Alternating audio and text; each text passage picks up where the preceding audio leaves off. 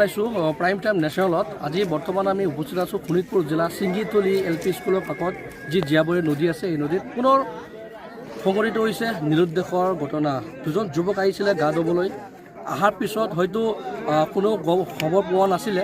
তাৰপিছতে সন্ধানহীন হৈছে নদীত। অভিযান চলাই এজন যুৱকক উদ্ধাৰ কৰিলে, চিকিৎসালয়লৈ প্ৰেৰণ কৰিলে, আৰু এজন যুৱক জুলফিকাৰ নামৰ যুৱক এজন এতিয়ালৈ সন্ধানহীন হৈ আছে। যি সময়ত শিৱসাগৰ, চৰাইদেৱ এনেকুৱা ডাঙৰ ডাঙৰ অঞ্চলত বাঢ়নী পানীয়ে কালৰূপ ধাৰণ কৰিছিলে।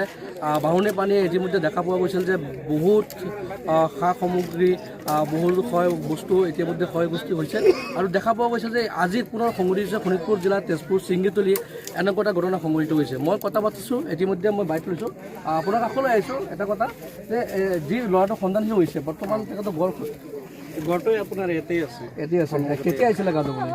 আমি শুনিছোঁ 12টা বজাত আহিছে বুলি। অহাৰ পিছত কোনো খবৰ পোৱা নাছিলে। খবৰ পোৱা নাছিল। আজি এজনক উদ্ধাৰ কৰিলে, দুজন উদ্ধাৰ হৈছে। তিনিজন মানুহ আছিলে। তিনিজনো আছিলে, দুজনক পালে আৰু এজনক পোৱা নাই। পোৱা নাই। জুলফিকাৰ নামৰ ল'ৰাটোক পোৱা নাই। জুলফিকাৰ নামৰ।